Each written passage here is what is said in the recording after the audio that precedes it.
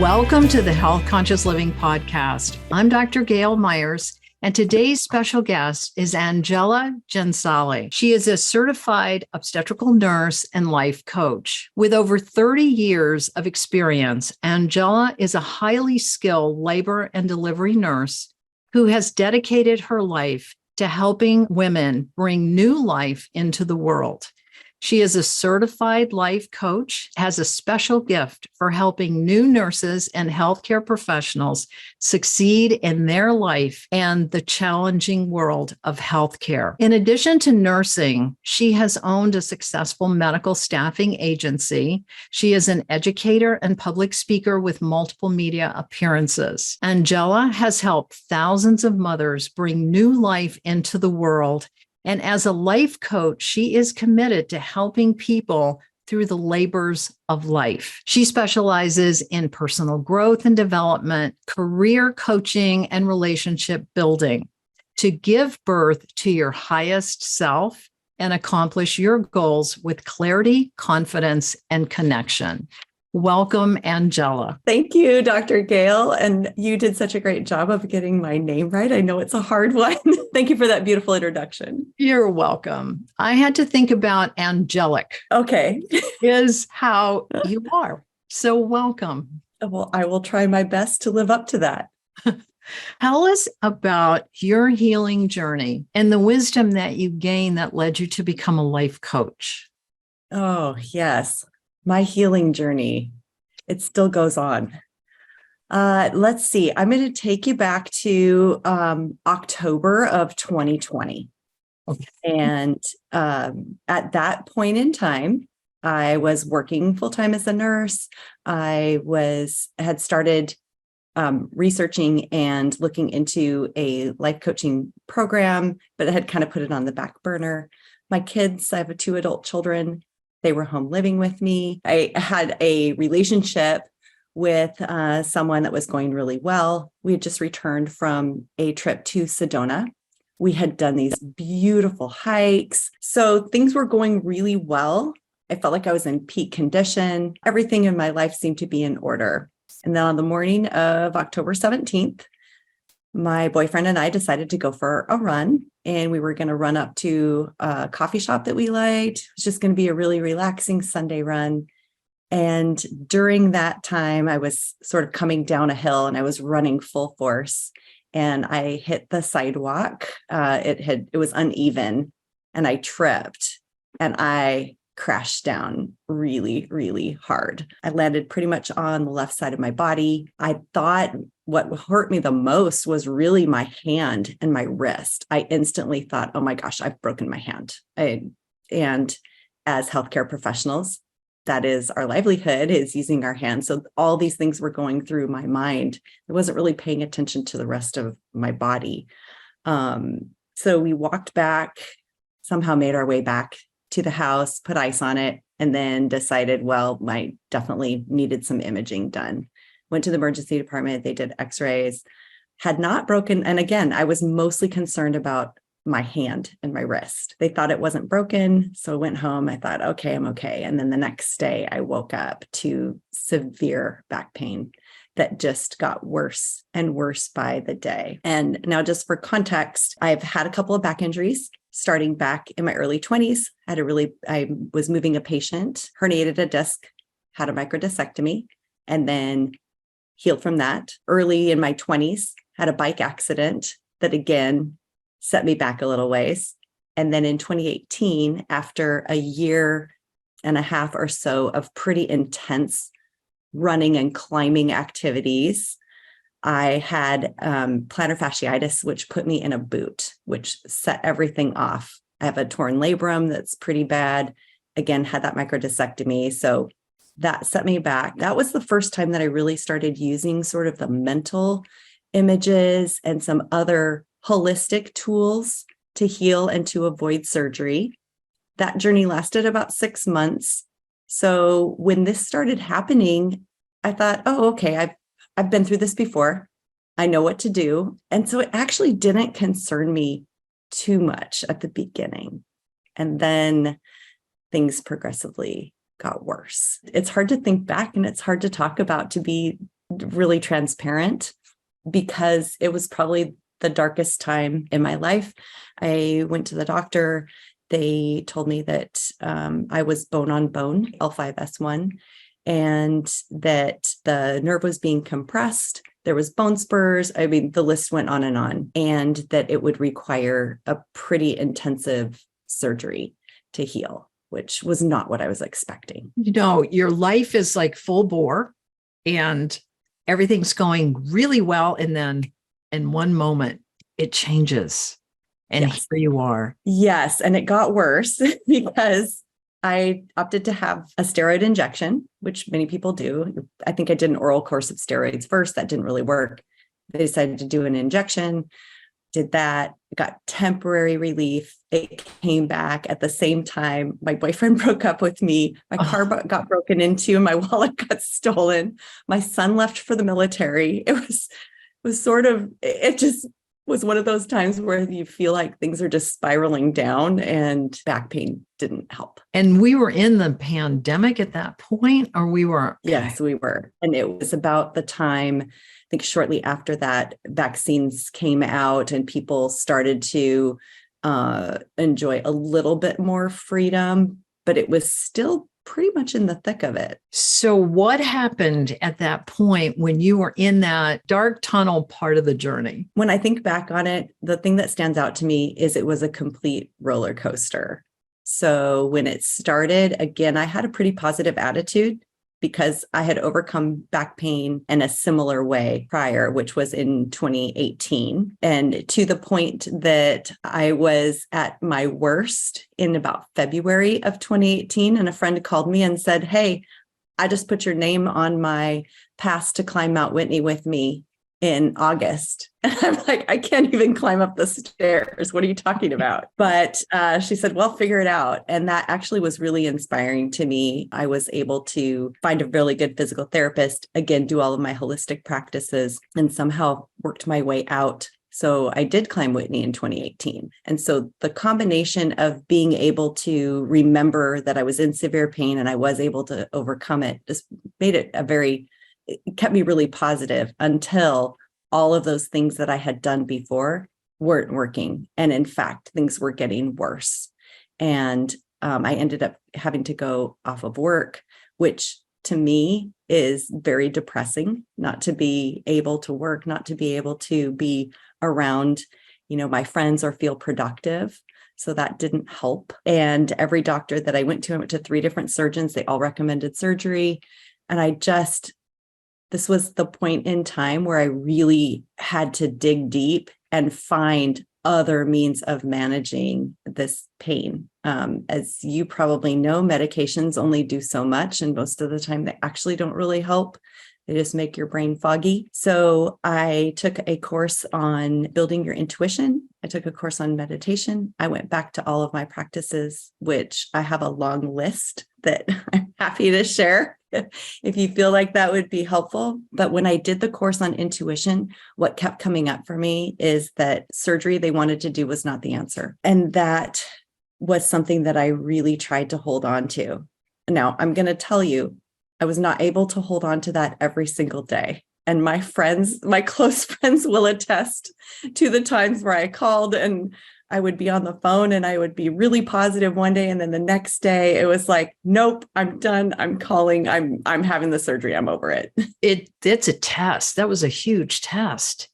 And it went on for quite a while. It did. It went on for 14 months. But you kept tuning into your inner wisdom. Even though there was a roller coaster, that was your sustenance, that inner wisdom and intuition of knowing, like, this really isn't right for me. And that, as a healthcare professional, is almost a double challenge because you have the science, right? And then you have your intuition that's telling you about your body. and what's right and what isn't. I was reflecting on your journey, and as healthcare professionals, we're trained to take care of other people. We're trained to override our needs and listen to our bodies, almost to the point being a badge of honor. And so there's that ingrained ignoring until it's so loud that you cannot ignore it. It's not just healthcare professionals, it's parents, it's pilots, it's military, it's farmers, business owners, you just keep going. But in the healthcare profession, it really is such an ingrained way of being. It's like when you're in labor and delivery, you can't go, listen, I'm going to go take a nap right now. Right. Not going to happen.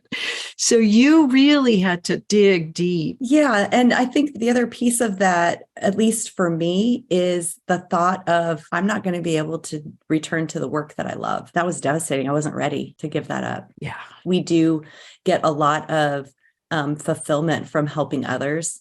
And when you're in a place where you're limited in your ability to do that, that can really take a toll. The one thing that did help me is, as a labor and delivery nurse, I have a huge tool bag of tools for my patients. So they come in and they're dealing with pain. And so I actually had to use a lot of those things on myself. So tell us about that. That's brilliant. Yes. And going back to what I had done in 2018. So for me, one of the things was I couldn't, if I tried to sit or if I stayed in one place for too long, that was bad. And it's the same with our laboring moms. We try not to keep them in one position for too long.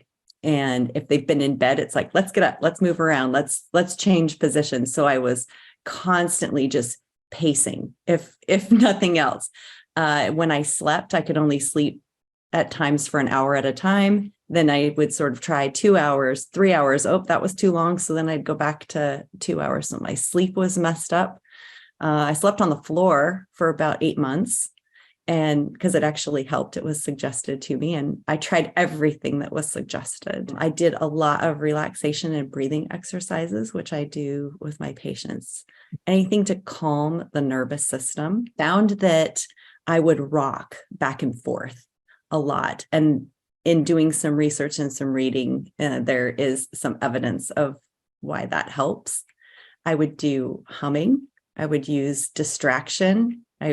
In the form of, for me, oftentimes it was music, listening to an audiobook, like something in my ears, or a hypnosis or like a guided meditation. I made a point to get outside every day, like just to get outside and try to stand on the ground, breathe in some fresh air. I think the power of being outside is just being in nature is very powerful and very relaxing. I did other things. I did expressive writing. That was probably one of the biggest things. I had learned that in a book where I would just set a timer. I would free write for 5, 10, sometimes 15 minutes, everything that came into my brain. No censoring, terrible handwriting, no sentence structure, which was very freeing because when the timer goes off, I would take the paper, rip it up into tiny shreds and throw it away. And it actually really helped me process. So I did that pretty much every day.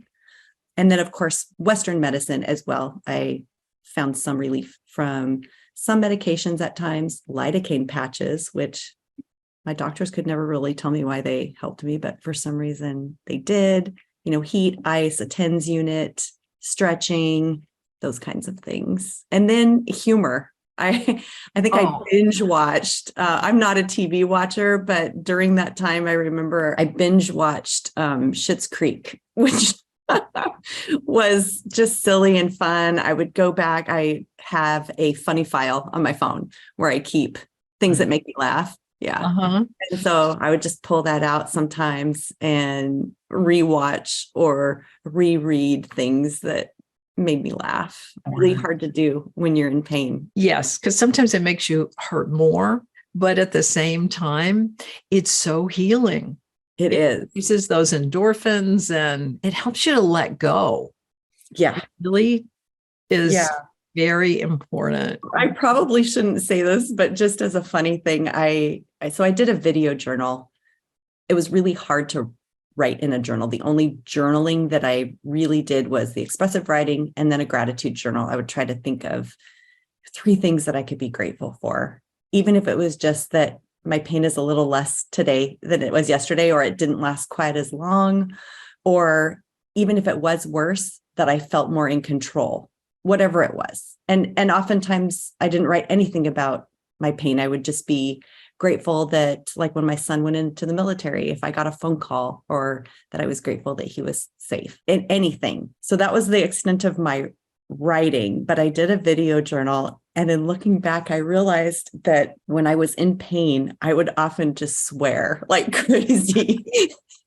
And there actually is research that says that also is helpful. So I gave myself grace to swear as much as I needed to. Yeah, you left no stone unturned. That was great. If someone suggested something, I did it. I tried it. I tried to keep a really open mind. I think the backbone of everything really was the meditation, the visualization, tuning into my intuition. However, you could sit all day and do that, but if you don't actually take action, nothing's going to happen. Yes. Just visualizing without actually doing something, it doesn't work that way, at least in my world. So I was taking action. I was going, somebody would suggest, see this physiatrist. Okay, I would call and make an appointment.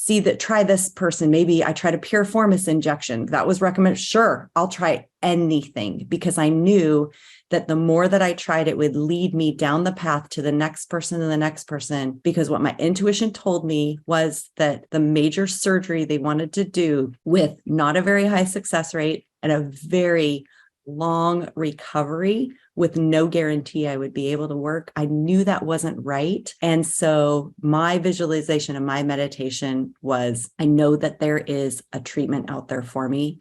I know that it is a short, possibly outpatient procedure that is going to give me immediate and long-lasting pain relief.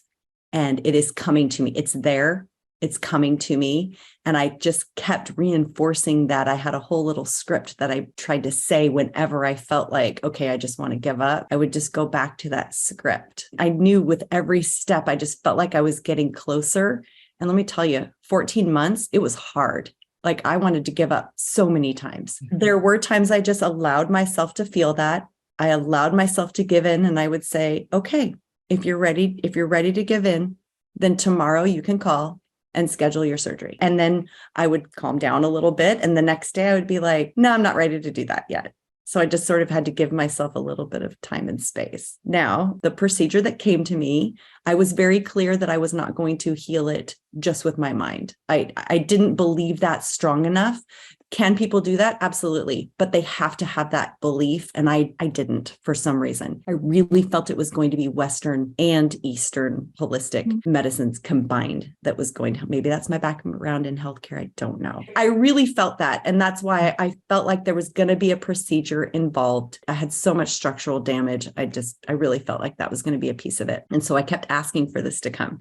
And when it finally came to me, it was a nerve ablation. And I thought, this is it. It's an outpatient procedure. I'm going to get instant relief. It hopefully will be long lasting.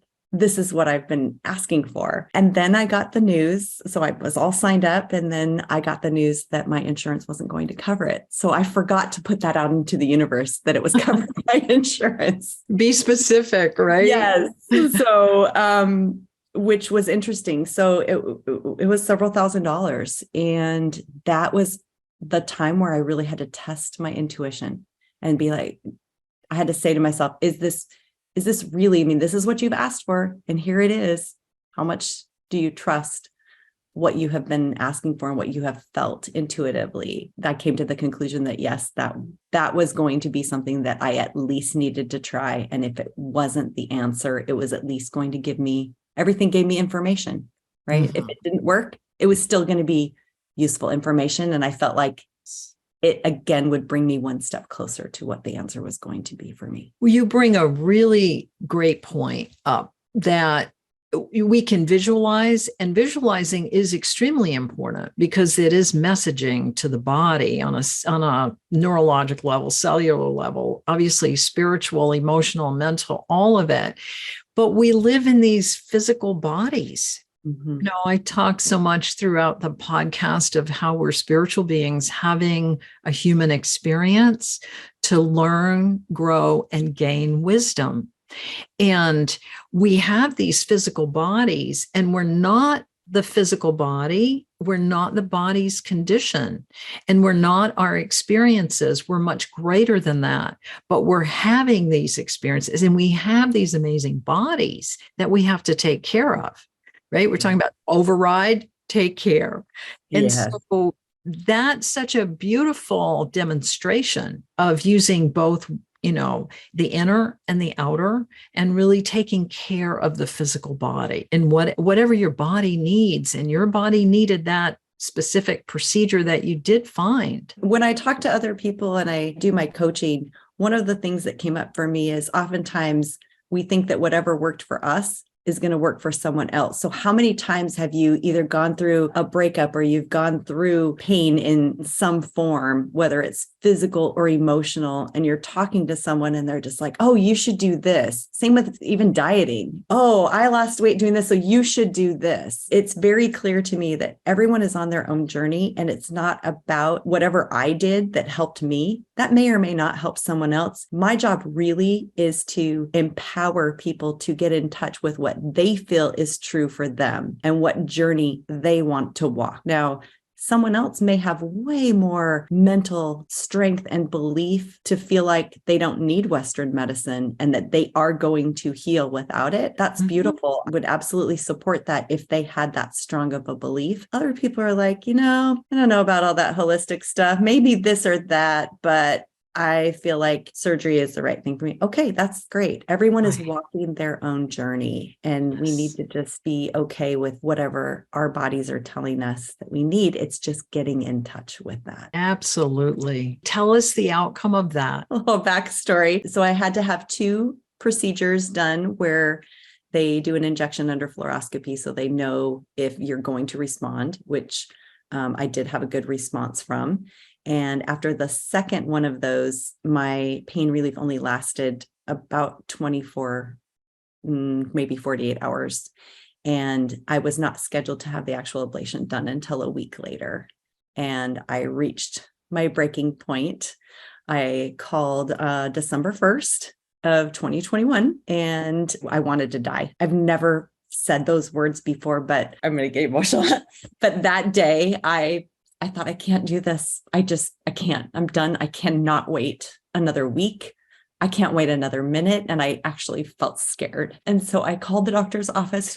They were amazing. And I just told them how I was feeling. And I said, I don't know what to do. I can't get out of my house. By some grace, they had a cancellation that afternoon. And she said, if you can get here, we'll do the procedure right now. That's really what you need. And I called an Uber. I have no idea how I got from my house down a flight of stairs out the door. I remember crawling in the back of the Uber on my hands and knees. The guy was like, are you okay? And I was like, nope. I like, just get me to the hospital. Fortunately, I only live a couple miles from the hospital. And I got there, and the rest is kind of a blur. I know they came and helped me get out of the car. I wasn't able to have anesthesia, which I did also ask for some type of a discount. I was sort of asking the universe, like, this is a lot of money. Maybe there's a discount out there for me. And then they called after and said, yeah, for some reason, your procedure is $1,200 less. I'm like, yeah, it's because I didn't have anesthesia, but I didn't really care because it hurt. Like I again was at my breaking point. So they did the procedure. Besides being a little bit sore where the needles went in for a couple of days, I did have relief. And so that was December 1st of 2021. And I have had, a day or two here or there where I wake up and my back's a little off, but nothing like I had prior to that. Oh, that's wonderful. Yes, I'm And so grateful. yes, and I'm grateful also for that for you. And so now, how have you continued your self-care as a result of that? So many things. I still do my gratitude journal. I'm not a big journaler, but literally that is the one thing that I can do is I can write down 3 things that I'm grateful for. And I believe there's so much power in that because it forces you to think about that. And it forces me to think about that before I go to bed. What's interesting is that this episode is going to air after my episode on gratitude.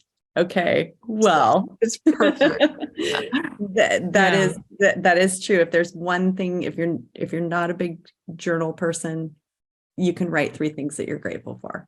And the power of it, I mean, that the brain can't register stress and gratitude at the same time. Correct. So the stress drops and your gratitude increases your dopamine and your serotonin. Yes. And then it's the oxytocin connection hormone. And it's a choice and it's a blessing, and it opens up to more abundance. It does. Oh. So there's a key, which I learned. Instead of just writing the 3 things, I write them. And honestly, sometimes it's just one thing if I'm so incredibly grateful for something. For example, when my son came home and surprised me, and came home for a leave from the military, I had so much gratitude for that. When my daughter graduated from college, I knew how hard she had worked to do that. Just like sometimes there's just a big event. And so I'll write a little more about it, but you have to get in touch with that emotion. It's not just words on the paper. Right. For me, it's like, I have to just take a moment, write it down, look at it, and really feel that gratitude and send that out into the universe. So beautiful. I just want to clarify that. It's not just writing it down. That's one thing that I've continued to do. I do sleep more than a couple hours at a time, but I do get up at least once a night, but I am sleeping in my bed, which is, that is huge. I could be grateful for that alone every day.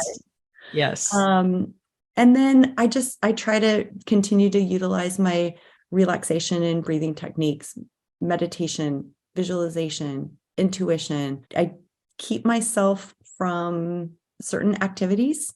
Had an opportunity to go on an ATV ride a couple of weeks ago, and I was like, nope. Nothing bouncy, no jet skis, things like that. But otherwise, I get outside, I walk every day. I have a little dog, and she's my accountability partner for that. So those kinds of things, I just think trying to just, live as healthy of a lifestyle as I can. I mean, I'm human. I don't always get it right, but I do the best I can. And I think just living in gratitude when you've been in that severe pain, just every day is a gift. And every day that I can sleep more than an hour in my bed is a gift. Every day that I can get up and I can walk downstairs, maybe I'm a little slow, maybe it's a little stiff, but I can always look back and be like, hey, at least I can do this on my own. And I'm back at work, which is amazing. Love my patients and being productive and being able to help someone. That's really hard to do when you're in pain. And if there's any way that you can, I think that's why I sort of turned to the life coaching when I was thinking about an alternate career path, because I feel like I have been coaching for years.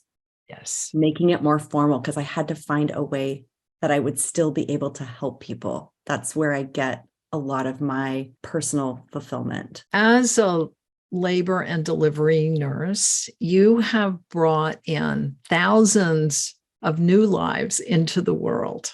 Yes. How do the stages of labor relate to the stages of labor of life? Oh boy, that's a great question. I love that question. Let me see if I can say this concisely. Oftentimes our patients come in and they have a birth plan. They have an idea of how things are going to go. And they maybe have some tools, and they come in, and if they're in early labor or if we are doing an induction to get them into labor, things start out pretty good and you can be pretty confident. This isn't too bad. Like, I got this. Similar to what happened to me when I first had my fall. So if you've had a baby before and you've kind of been through it, you have that little bit of confidence because you got through it before. That's what confidence is built on, right? For me, I'm like, oh, I've done this before. So I had some confidence and I went in, I'm like, this isn't too bad. I can get through this. I've got the tools. And then things start to ramp up and you get into that active labor and you have to really start focusing. This is where you're trying to talk to a patient and they just like shut everything out. Like, nope, I have to focus on this, but they're still managing okay. And then they get to transition. And that oftentimes is so intense and it can be overwhelming. And when you're in that moment, you lose all capacity to be in touch with your own resources. It's like your emotional brain takes over, your intellectual brain goes to the side. And that's where you really need some support or some way to get in touch with your own resources. So that's where, if you have a support system around you, they can remind you of those things that you wanted that were part of your plan. And that's oftentimes where I would come in as a nurse, is I take out my tool bag and I'm like, we're just going to start going through them. One of them is going to help, or it's going to take so much time that then it's going to be time to deliver. For the audience, explain about transition and labor. So, and how that analogy, or not analogy, how that process is relatable to our lives. Yeah. Well, transition is usually the most intense and most painful part. Technically, it's from about 7 centimeters to 10 centimeters. It's that last portion of dilation. The baby's coming down the birth canal. It can be extremely intense. And I think that happens with us as well. There was that time in my journey where it was so intense. And oftentimes, I just call it the give up moment. It's that time where the mom's just like, that's it. I can't do it anymore. I mean, how many times did I have that during my back journey where I'm like, that's it. I can't do it anymore. Just sign me up for the surgery. I just have to be done with this. I don't even care. Do something. So oftentimes it gets to that. And again, this is where it's really, really important to have a support network, or to have people around you, some type of resource where someone can jump in and help you through that most intense time. Because the next piece that comes is actually the pushing. And people think that that's really the hardest part, but oftentimes it's really that transition. Because once you get to pushing, you're actually being active and you can see that things are progressing and it seems more like the end is in sight. So hopefully that helps. Yes. Yeah, there's that. Most women at some point have kind of that give up moment, or that moment where they just feel like, that's it. I don't have anything left. They do. You just have to get in touch with it. And then we sort of get to the other side. Like I say, pushing, you're more active. You can see that things are progressing. For women, they give birth to their babies. And for us, in our labors of life, if we can get through those moments and, for a pun, push through, right? We can give birth to, amazing, amazing things. We can achieve so much more than we think we're capable of. That's so applicable to an entrepreneur or someone starting a new career, a new business, a new relationship, a family. Yes. No, it's just all these new, and it's also relatable to coming out of a pandemic. Yes. Because we're starting something new. We're not really where we used to be. We're not who we used to be, and we're not where we used to be. We're in a very different place now. To be able to make it through that transition zone, as it were, in that transition time. And that's where getting in touch with our inner resources is so important. And like you said, having your support team that's going to help you. I just presented a talk at a conference. I talk a lot about support and creating your dream team. And, dream, each of the letters has an association with it of who a member of your team, whether it's somebody that you personally know, or it can be like, for me, the M stands for your master or your mentor. And I have mentors that I've never met in person. I follow their work. They're other coaches or personal development or thought leaders that I follow, that have mentored me through their work. That makes sense. Mm-hmm. So we need a full complement of a dream team to really help us through those labors of life. And, a coach or a mentor, or even sometimes a therapist, someone that has walked that path before and knows what it takes to get through it, is so important. And I think for our laboring patients that come in, that's where I come in. I'm like, I've seen this thousands of times. I know what it looks like. I've been through it a couple of times myself. And so I feel like I have the skills, I have the tool bag to help get someone through. Now that I've been through my back journey several times, they often come to me and they say, I'm having this back issue. I know you've been through it. Like, what should I do? What advice do you have? So you need to look for people that have walked that journey before as one of your people to support you, because you can have all the emotional support in the world, which is so important. But if somebody is just saying, oh, I'm sorry, I feel so bad for you, it's not helpful. You need the whole team, and you need that coach and that mentor to be your cheerleader, to say, you got this, you just got to remember, and to be accountable, to help you be accountable to yourself. Yes. And I think the D stands for a few things, but one of them is the person that's going to dare you to dream bigger. And I always go back to that February of 2018, when I literally could not walk up the stairs. My friend called and said, okay, we'll figure it out because your name's on a pass to climb Whitney in August. So, and I held on to that, and I would look out my window and I could see the mountain, and I would look at that and I would just visualize like, okay, I need to be walking. I'm going to be climbing that mountain. When I would go on a walk, even if it was just a block, instead of me walking a block on the street in front of my house, I visualized it being on a trail and what that would feel like. So even somebody just to dangle that carrot in front of you, and like, or for a business owner, maybe your dream is, I'm just going to have a side hustle and make an extra $1,000 a month. Who's that person that's going to be like, actually, what if this business takes off and you double your income and you're running your business from a beach in the Bahamas? What about that? How about we go for that? And it just has, so like you said, so many applications. That's wonderful, beautiful, and uplifting.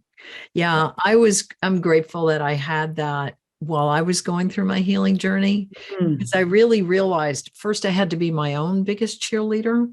Yes. Like I had to truly believe and that I could do it, even though medically it didn't look very possible. I had a whole team of angels, of healthcare angels and friends, and all the naysayers. I just like let them be naysayers and didn't listen. But it was a very important moment during the journey, and it was early on. And I said to my internist, have you ever seen anyone recover from this level of injury? Because I had so much ligamentous injury to my whole body, except for my hands and my feet. And he looked right at me and he said, if anybody can do the scale, you can do it. Yep. And I held on to that. It's like, you can do this. You can do this. Yes. So it's step by step. And I love what you said about you're so grateful for the smallest thing, because that's a milestone when you're in that condition. You're like, wow, I can take that next step. I can sleep 30 more minutes.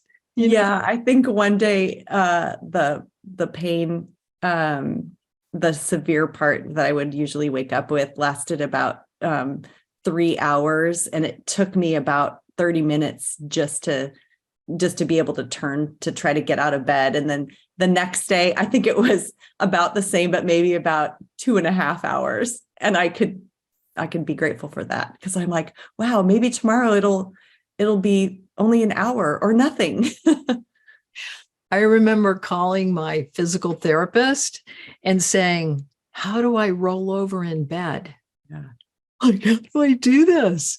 And she coached me through the breathing and how to do it and how to move so that I could support my body. It was, it's wild, but it's so resourceful, because when you get to the other end of it, I too am grateful every single day that I am here and that I'm healthy and that life is a gift. So I'm so grateful for you joining us today. Can you tell us, what 3 things would you like to leave the audience with? So many things. So we've talked about that every day is a gift. And I think even on the days that I had my worst pain, I had to think about what I was grateful for, what I could do, and that I had support and that I had access to resources. Like I had somebody I could call. I had my children home helping me.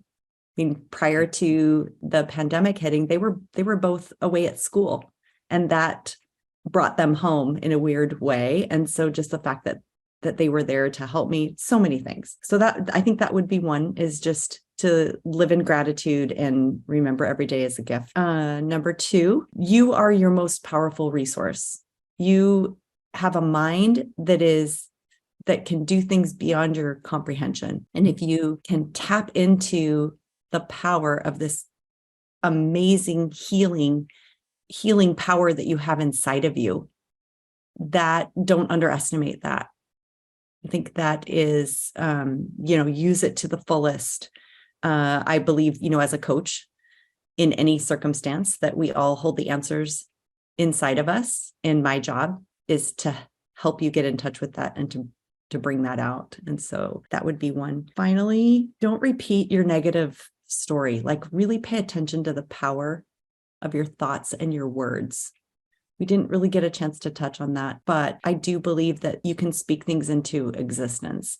And so the more that you talk about your pain, or how awful everything is, or how depressed you are, or how bad the world is, you send those vibrations out into the universe, but you also hold them within yourself. And it can be a block to happiness, and it can be a block to healing. Really minding your thoughts, and not only trying to turn things into a positive statement, but to really help yourself to believe that and to internalize that. Like, to really find the goodness. To me, humor helps. So, adding some humor, helping others really helps. Just thinking, okay, as bad as it is right now, who is somebody that could use a phone call, or could use a card in the mail unexpectedly, or could use a positive comment in your Facebook group? Who is it? I joined a couple of Facebook groups that were back pain support. And I tried to just be a positive commenter. Whatever it was something that was positive. And that was one way that I found I could help someone else, hopefully made them feel a little better. Certainly made me feel just even that slightest bit better. So that's beautiful. Absolutely. How can people get in touch with you? So people can get in touch with me the best way. I have a website. So there's a submission form if they want to reach out, but really, if they have any questions or they just want to chat, they can always just email me. It's just my name, angela.genzale@gmail.com. I would love to have any feedback, any resources, anything that someone wants to share. I'm on Instagram. I don't post a lot. I would like to, but I have not gone on that bandwagon quite yet. Wonderful. And that'll be in the show notes. And your LinkedIn, we'll put that in the show notes. I have a LinkedIn connection, and you have a free gift that you are offering to our listeners. I do. I have a few spots open for one-on-one coaching. And so if somebody would like to have a free coaching session, I probably have the capacity for 10, maybe maximum. But if they would like that, they can just maybe email me and just put in the subject line, free gift from your podcast. Hey, that sounds great. Yeah. So maybe Health Conscious Living podcast free gift. How about that? Wonderful. All right. Thank you so much. What a pleasure. And I know that people will benefit greatly as they listen to you and listen to your story. Oh, thank you so much. This has just been an absolute pleasure. Thank you. You're welcome.